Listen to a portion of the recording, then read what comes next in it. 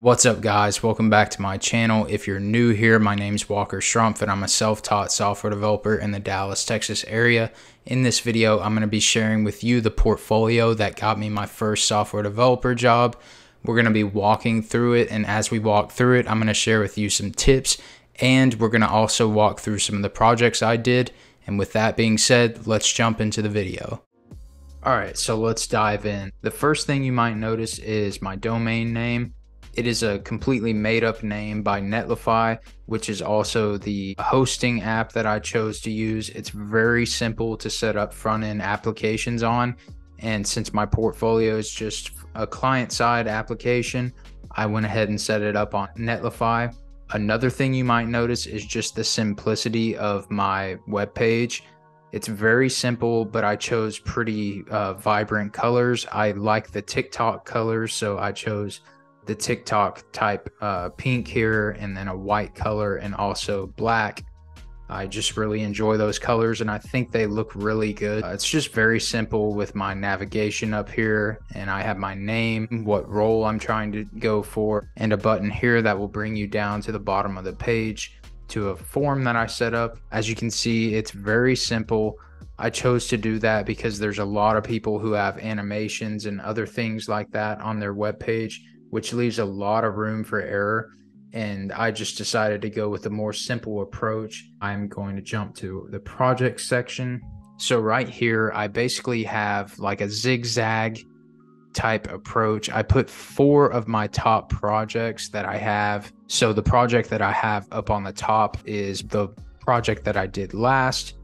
As you can see here over on the left, I have the tools that I used to create this project. So I used a React front end, Node.js on the back end, Express.js framework on the back end, and a MongoDB database. I go ahead and add the name of my website and a short little summary of what the web page does.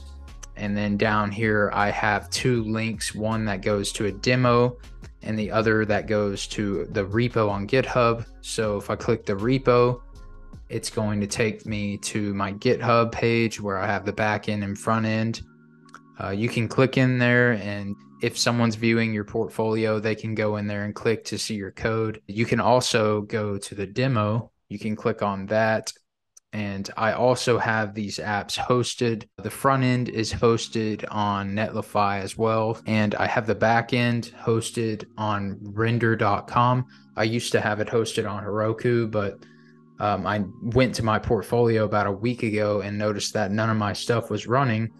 And I found out that Heroku no longer has free plans anymore. So all of my backends were stopped. So I had to use Render, which is actually pretty easy to set up. So that's what I'm using now. You can go ahead and get started. Now that I'm logged in, you can see the project I have. It's very simple. I'm using the sample database on MongoDB for movies.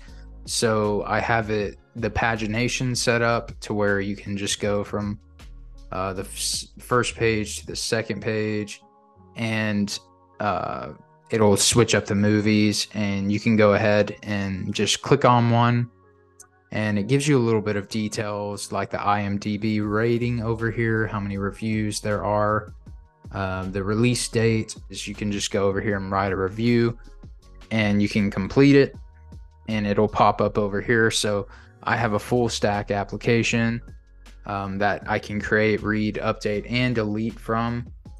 I can go ahead and delete that as well. Oops. Maybe not. Okay. It just took a second. Sometimes when you're using free hosting services, it can take a while for your things to load up just because you're on a free server, and it can take sometimes 10 to 15 seconds for things to go through. So sometimes you just have to wait. And honestly, I would just suggest hosting your things on the free services. I wouldn't pay for something. If any hiring manager is looking at your portfolio, they're going to understand that you have them hosted for free, and they're not going to dog on you. You can also search up here, and you can just log out, and it'll put you at the beginning. Honestly, for all of my apps except one of them, I just did like a MERN stack application. So for this app as well, So with this app, it's pretty similar, but it's just a recipe app where you can create a recipe, you can view your own recipes, you can view the recipes that everyone creates, and you can just also create your own recipe. So you just press get started, and if you're not logged in or you're not authorized, you'll have to log in. So click the get started button again, and it will take you right to the form. So you can go through here and add different fields, and then you can go to the recipes. So remember, it can take a good second for things to load up. So you can see here, if you hover over the card, it will show you all the ingredients and then show you the instructions to create it. You can also have the title and whatever cuisine it is, Italian, and you can put the stars. So just nothing insanely crazy, but just went ahead and showed that I can create a full stack application. You can also see the recipes that you've created on your own. I don't think I have any on this account, so it probably won't show anything, but you can go ahead and log out. The next application I have is actually just a front end application. With this website, I went ahead and just used a country API that just had a bunch of data, and you can search whatever country you're looking for, and also you can filter by region. Really simple. I used MUI components, and it didn't really take me that long, but I really just wanted to show that I could use a REST API from someone else that they created and just create my own web application. So just something really simple. And then the last project that I have on here is the first MERNstack project that I did. So this app is very simple. You literally just create an expense. So you can just say Amazon and then $20. And then you can put whatever date you want and just press submit, and it pops up down here. So you can go through and delete them as well.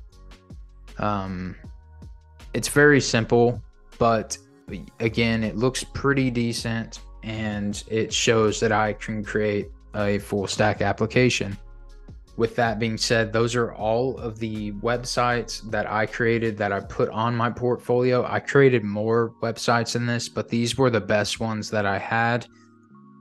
They're nothing insanely special, but they do show that I have the ability to create a full stack application from scratch using the MERNstack. And from the beginning, I wanted to be a front-end developer, but when I started looking at all the job applications, I was overwhelmed with all the front-end developer positions wanting some back-end skills. So I just went ahead and learned the back end. I'm honestly more comfortable with the front end, but I do know how to work my way around the back end. After the project section, I have just my skills. So here you want to just lay out all the skills that you're comfortable with. Mainly the point of this section for me was to make it look really neat. I found all these icons and they look pretty cool. And also a hiring manager can scroll down here and see, okay, he learned all these skills, and we can count on him to be at least knowledgeable in these skills. And after this section, I have the get in touch section. So I actually have it set to where if you put your name here, your email address, and a message, it will send it to me, and you'll just press submit. And then down here at the very bottom, I have these buttons that will direct the person who's looking at my portfolio to LinkedIn or GitHub or just my email. Some other things that you might want to add to your portfolio is possibly your resume. I don't have my resume on here because anytime I put my portfolio on a job application, the resume was already going to be in the job application. So I didn't really care to put my resume on there. Honestly, probably would put it on there just to be safe if I were you. Another tip that I have is, like I said in the beginning, I wouldn't do anything too flashy and animated and stuff like that, because that leaves a lot of room for things to go wrong.